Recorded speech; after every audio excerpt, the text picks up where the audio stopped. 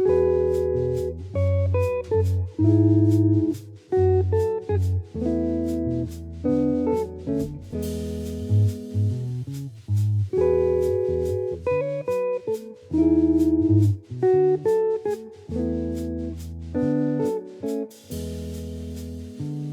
this lesson we are going to look at jazzing up a Beatles classic Norwegian Wood. That tune is effectively just one chord, and we're looking at the A section within that tune, which really is just one chord. Maybe you could argue it's two other chords in passing, but mostly one chord. So if you were to kind of look at a tune such as this, or one like it, which is just one chord, how do you add harmonic movement, jazz technique without sacrificing the melody? In this lesson, I'm going to go through a couple of different things that we're going to do. We're going to look at just the A section, and we're going to look at how we can add different supporting chords to the melody, things I would do if you're playing in a full band, things you would do if it's just two guitars, and I'm going to give you two chord melodies as well, just so you've got different ways of making this as jazzy as possible. There's nothing like creating a jazz version of a good Beatles song, so let's get into the lesson, and the PDF should be in the description as always. Thanks for your support, and I hope you enjoy it.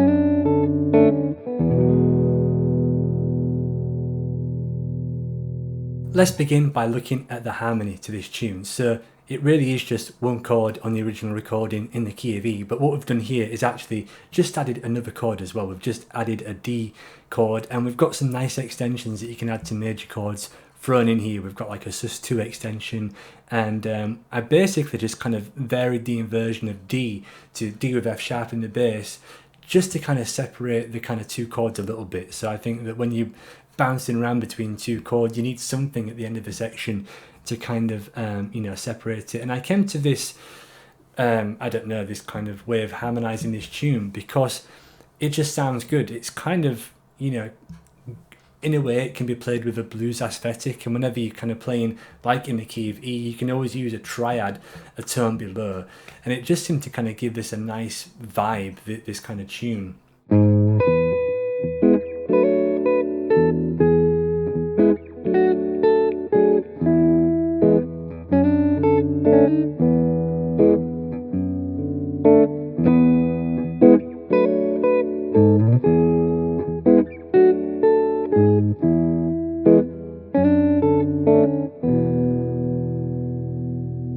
It's one of those, as you'll hear from all these examples, you can't really get too traditional jazzy and make it work, or at least I haven't found a way.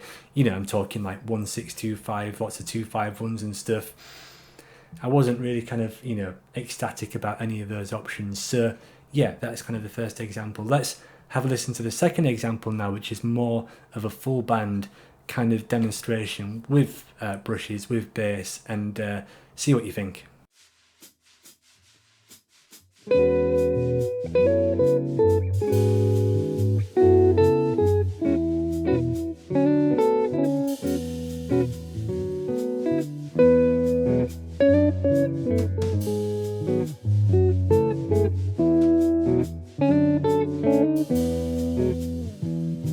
This example is much more jazzy. We've got harmonized major scale movement in the first couple of bars. You hear this kind of thing on like Moment's Notice or This I Dig of You, and it's kind of a good way to create movement over that one chord without going too far astray. I did decide to keep that kind of E to D movement that you heard in the first example there. It just works so well on this tune. It sounds so nice, and that is kind of the overarching thing here, is that it wasn't all theory. It was just playing around with things to get them to sound right, or at least right to me. So, but if you want to kind of think of that chord movement when you've got, like, say you're in the key of E and you go to D, then you hear that on the Kinks, the Who. Wes Montgomery does it on West Coast Blues, where he goes from a B flat to an A flat. So it's a good way to kind of bounce around one chord, is just to go a tone below and then a tone back again. So that's kind of what's going on there, and I think that worked very well in a full band situation. So that's the second example.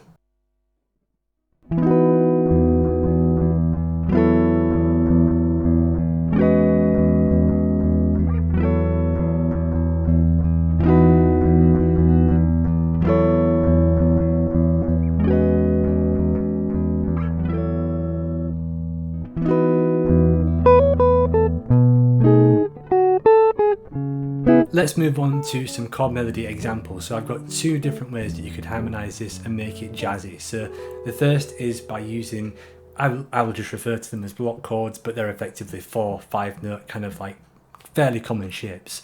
So let's have a listen to the first way of playing this chord melody and I'll tell you what's going on.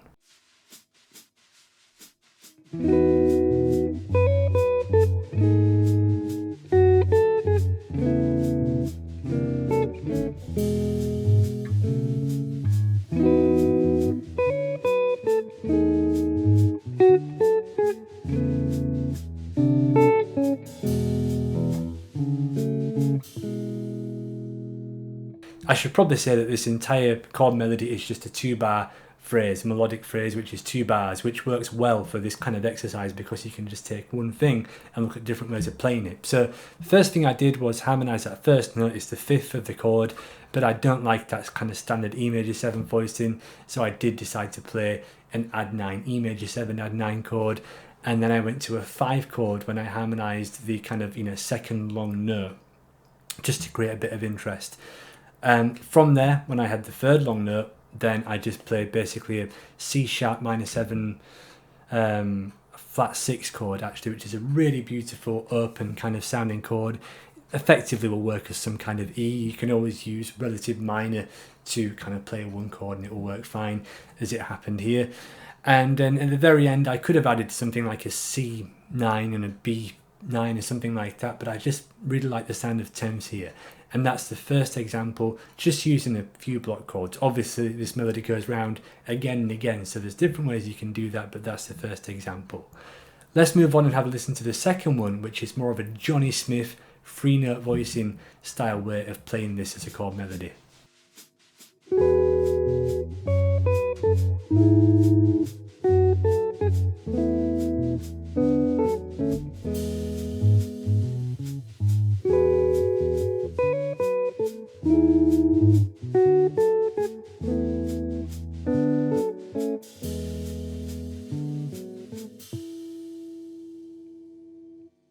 Looking at this one, I really wish I could give you some kind of, solid, concrete, theoretical techniques here, but these are just kind of like chords that I've found haphazardly through listening and playing jazz guitar over the years. So this first chord that you'll hear on this piece is basically just kind of like an E major 7, but it's a way of harmonizing the 5th, where you've got the 5th on top, the 3rd, and then you've got the 9th. You could add the root from the low E string if you want. It doesn't make sense as a standalone E major 7 chord if you were comping, or at least not all the time, but I think it works well, and you do hear Johnny Smith use them kind of chords all the time.